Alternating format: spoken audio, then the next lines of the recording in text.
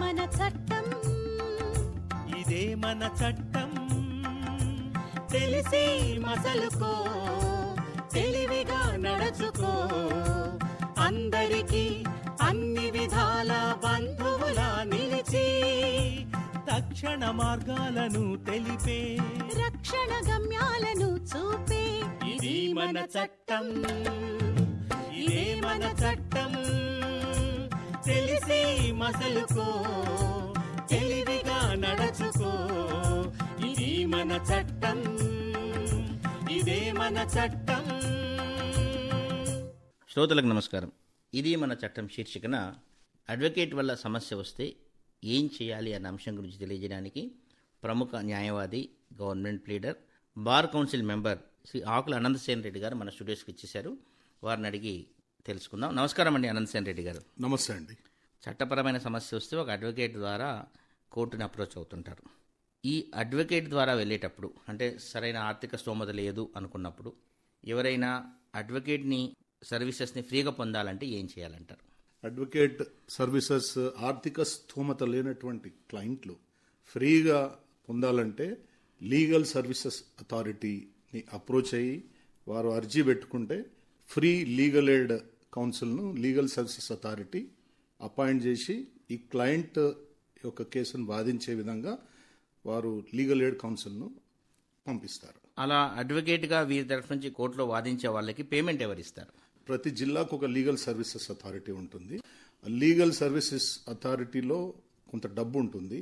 అంటే కాస్ట్ల రూపేణ జమకూరినటువంటి డబ్బు ప్లస్ గవర్నమెంట్ వారు ఇచ్చినటువంటి డబ్బు, ఆ డబ్బులోంచి nominal fee advocate remuneration legal services authority అడ్వకేట్కి పే చేస్తుంది. అంటే మన కేసు కంటూ ఏదైతే అడ్వకేట్ నియమింపబడ్డాడో వాళ్ళకి నామమాత్రంగా అయినా కొద్దో గొప్ప ఫీజు అనేది గవర్నమెంట్ ద్వారానే చెల్లింపబడుతుంది.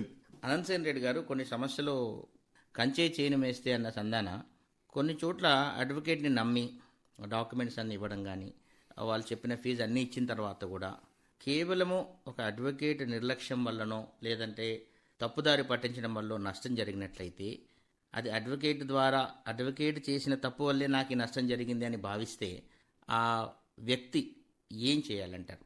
అడ్వకేట్ ద్వారా క్లయింట్కు నష్టం జరిగితే 1961 అడ్వకేట్స్ యాక్ట్ ప్రకారంగా బార్ కౌన్సిల్స్ ఏర్పాటైనాయి. బార్ కౌన్సిల్ ఆ రాష్ట్రంలో ఉన్నటువంటి బార్ కౌన్సిల్ అప్రోచ్ అయ్యి అక్కడ బార్ కౌన్సిల్కు కంప్లైంట్ ఇస్తే మరి ఆ కంప్లైంట్ వారు ప్రొసీజర్ ప్రకారంగా క్లయింట్ దగ్గర నుంచి తీసుకొని మొట్టమొదటి చర్యగా అడ్వకేట్ ఎక్స్ప్లెనేషన్ గురించి నోటీస్ పంపిస్తారండి.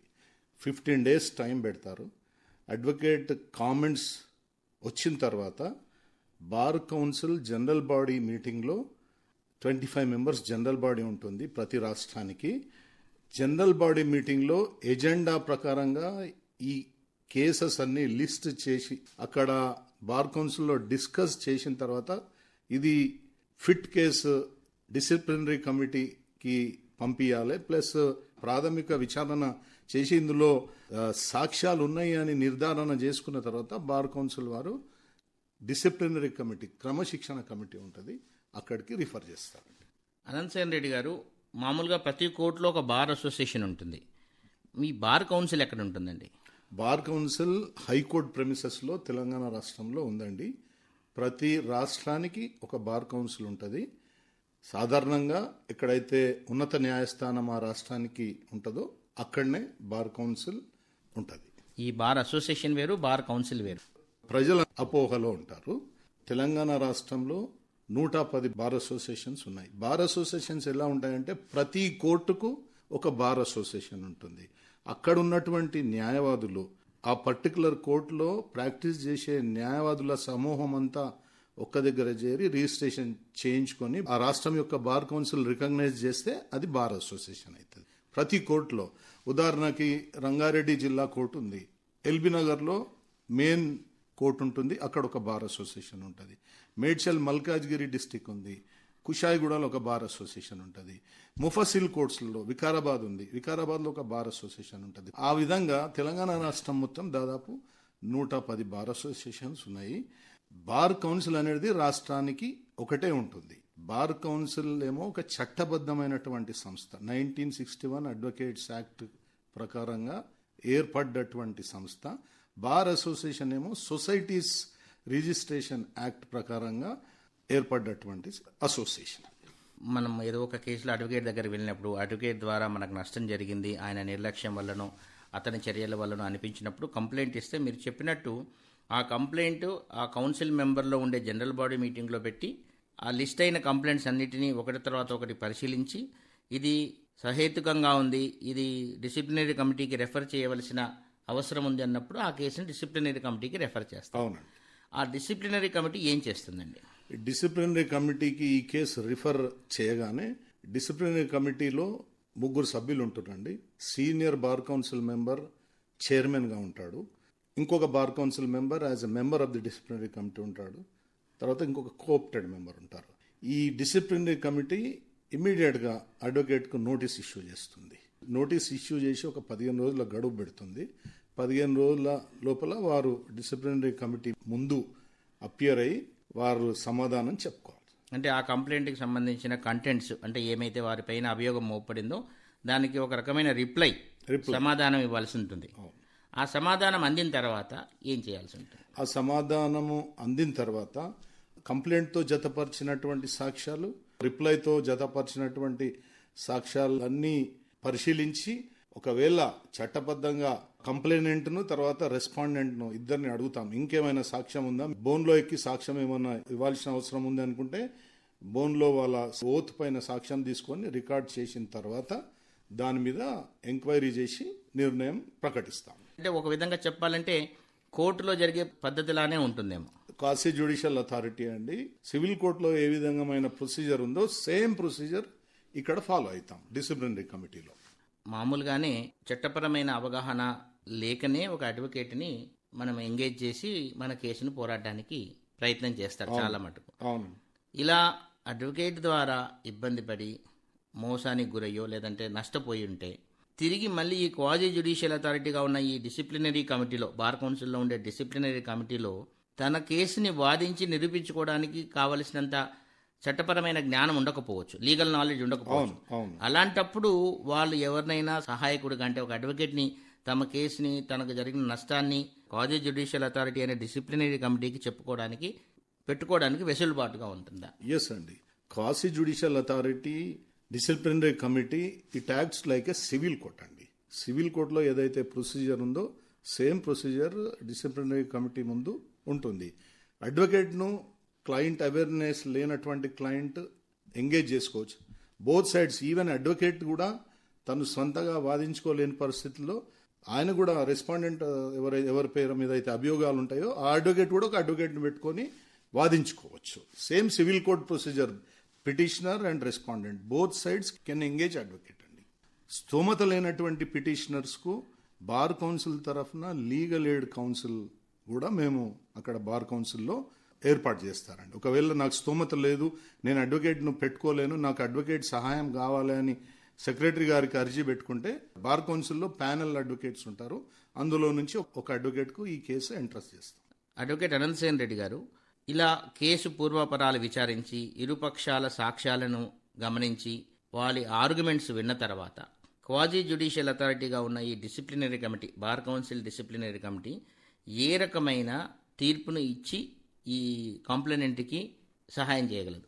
డిసిప్లినరీ కమిటీ ప్రొసీడింగ్స్ అంతా అయిపోయిన తర్వాత, విచారణ జరిగిన తర్వాత అడ్వకేట్ ఇక్కడ తప్పు ఉన్నది, మరి అడ్వకేట్ క్లయింట్కు మోసం చేసిండు, సెక్షన్ 35 ఆఫ్ అడ్వకేట్స్ యాక్ట్ ప్రకారంగా ప్రొఫెషనల్ మిస్కండక్ట్ తన క్లయింట్ పట్ల అడ్వకేట్ చేసిండని నిర్ధారణ అయిన తర్వాత అడ్వకేట్ను టెంపరీగా బార్ కౌన్సిల్ రోల్స్ నుంచి ప్రాక్టీస్ చేయకుండా సస్పెండ్ చేసే అధికారము డిసిప్లినరీ కమిటీకి ఉంది.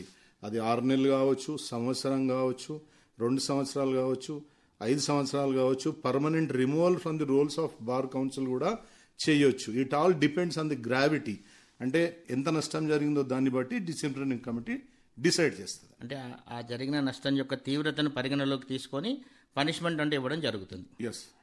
అలా డిసిప్లినరీ కమిటీ ఇచ్చిన తీర్పుని ఆధారం చేసుకొని వారికి జరిగిన నష్టానికి గాను డ్యామేజెస్ దావా వేయడానికి ఎక్కడికి వెళ్ళాలంటారు?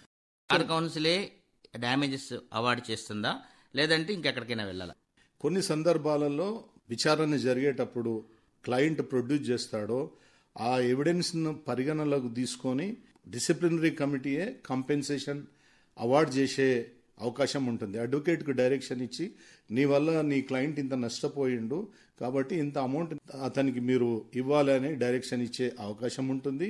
ఒకవేళ పెద్ద అమౌంట్స్ ఉన్నాయనుకోండి, ఏ అమౌంట్ అయినా కానీ ఆర్డర్లోనే క్లయింట్కు మీరు సివిల్ కోర్టుకు అప్రోచ్ అయ్యి డ్యామేజెస్ దావా వేసుకోమని డైరెక్షన్ ఇచ్చే అవకాశం ఉంటుంది. అట్లా డిసిప్లినరీ కమిటీ అటువంటి డైరెక్షన్ ఇచ్చింది అనుకోండి, అక్కడ సూట్ నంబర్ అయిపోతుంది. అక్కడ 100% ఆ సూట్ కూడా గెలిచే అవకాశం ఉంటుంది, డ్యామేజెస్ సూట్.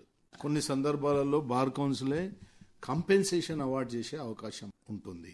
ఒకవేళ బార్ కౌన్సిల్ కంపెన్సేషన్ అవార్డు చేయలేని పక్షంలో ఇది సహేతుకమైనటువంటి ఈ కంపెన్సేషన్ పొందే అవకాశం ఉన్నటువంటి కేసు ఉంది కాబట్టి సివిల్ కోర్టుకు ఎక్కడైతే జ్యూరిడిక్షన్ ఉందో అక్కడ సివిల్ కోర్టుకు వెళ్ళమని క్లయింట్కి డైరెక్షన్ ఇచ్చే అవకాశం ఉంటుంది.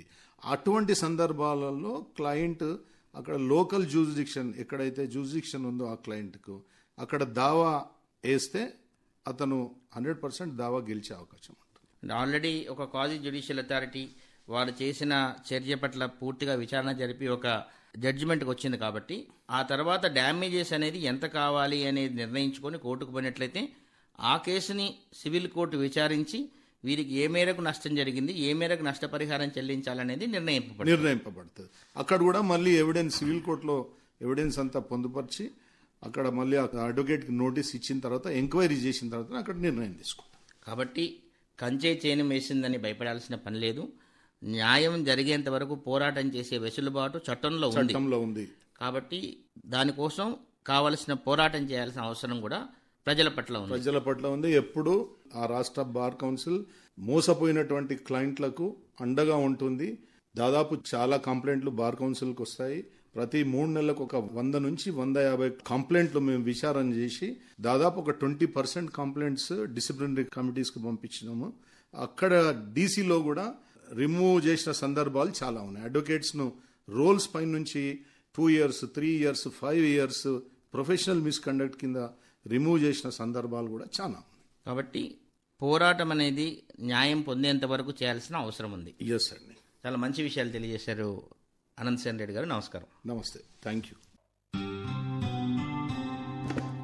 ఇది మన చట్టం తెలుసుకో,